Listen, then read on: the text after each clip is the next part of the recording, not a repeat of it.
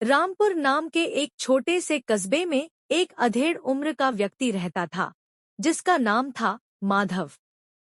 माधव पेशे से एक चित्रकार, पेंटर था, लेकिन शहर के लोग उसे सन की माधव कहते थे। वह हमेशा फटे पुराने कपड़े पहनता, उसके बाल बिखरे रहते और वह किसी से बात नहीं करता था। शहर के मुख्य चौराहे पर उसकी एक छोटी सी दुकान थी जहां वह अपनी पेंटिंग्स बेचता था। उसकी पेंटिंग्स अद्भुत होती थी, जीवंत और भावनाओं से भरी हुई। लेकिन माधव की एक अजीब आदत थी। वह अपनी सबसे अच्छी पेंटिंग्स कभी नहीं बेचता था। चाहे कोई उसे कितनी भी बड़ी रकम दे दे, वह उन खास चित्रों को अपनी छाती से लगाकर नहीं कह देता था। शहर के रईस लोग और खाकी वर्दी वाले अधिकारी उसे घमंडी और पागल समझते थे।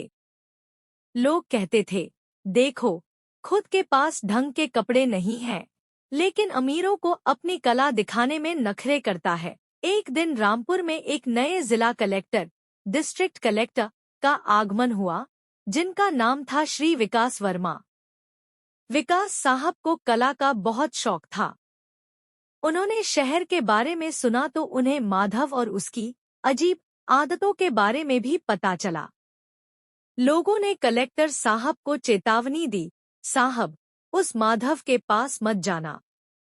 वह बहुत बदतमीज है। वह न तो किसी का सम्मान करता है और न ही अपनी कला की सही कीमत समझता है। विकास जी ने मुस्कुराकर कहा, किसी के बारे में राय बनाने से पहले उसे देख लेना बेहतर होता है। अगले दिन साधारण कपड़ों में कलेक्टर साहब माधव की दुकान पर पहुंचे। माधव कोने में बैठा एक धुंधली सी तस्वीर बना रहा था। विकास जी ने एक शानदार लैंडस्केप पेंटिंग की ओर इशारा करते हुए पूछा, इसकी कीमत क्या है? माधव ने बिना ऊपर देखे कहा, यह बिकाऊ नहीं है। विकास जी ने दूसरी पेंटिंग की ओर इशारा किया, जो एक छोटे बच्चे की थी। माधव ने फिर रूखे स्वर में कहा, यह भी बिकाऊ नहीं है। बाहर जो छोटी तस्वीरें टंगी हैं, उनमें से कुछ चाहिए तो ले लो, वरना मेरा समय बर्बाद मत करो। वहां खड़े अन्य लोग कानाफूसी करने लगे। देखा साहब, कितना बदतमीज है यह। विकास जी शांत रहे। उन्होंने देखा कि माधव के हाथ कांप रहे थे, लेकिन उसकी आंखों में एक अजीब सी चमक थी। उन्होंने बिना कुछ खरीदे वहां से प्रस्थान किया, लेकिन उनके मन में एक जिज्ञासा जाग गई थी। कुछ दिनों बाद शहर में भारी बारिश हो रही थी। कलेक्टर साहब अपनी गाड़ी से लौट रहे थे कि उन्होंने देखा कि माधव अपनी दुकान के बाहर कीचड़ में घुटनों के बल बैठा है और कुछ ढूंढ रहा है। विकास जी गाड़ी से उतरे और अपना छाता माधव के ऊपर तान दिया। उन्होंने देखा कि माधव कीचड़ से फटी हुई रोटियां और कुछ पुराने कागज बटोर रहा था। विकास जी ने धीरे से पूछा, माधव जी, आप यहाँ क्या कर रहे हैं? चलिए मैं आपको घर छोड़ देता हूँ। माधव ने पहली बार कलेक्टर की आंखों में देखा। उन आंखों में कोई नफरत नहीं थी, सिर्फ हमदर्दी थी। माधव फूट फूट कर रो पड़ा। उसने विकास जी को अपने पीछे आने का इशारा किया।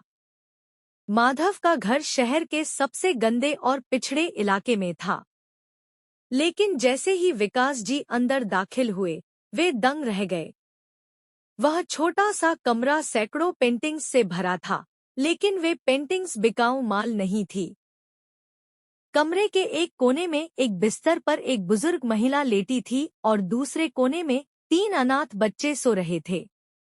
माधव ने सिसकते हुए बताया, साहब, लोग मुझे कंजूस, घमंडी और सनकी कहते हैं। वे देखते हैं कि मैं फटे कपड़े पहनता हूँ, लेकिन वे यह नहीं देखते कि मैं अपनी हर कमाई से इन अनाथ बच्चों की पढ़ाई का खर्च उठाता हूँ। यह बुजुर्ग महिला मेरी माँ नहीं है। यह सड़क किनारे मर रही थी।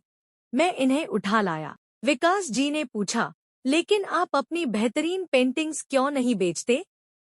उनसे तो बहुत पैसा मिल सकता है। माधव ने एक अलमारी खोली। उसमें उन लोगों की तस्वीरें थी जिन्होंने कभी माधव की मदद की थी या जिन्हें माधव अपना आदर्श मानता था।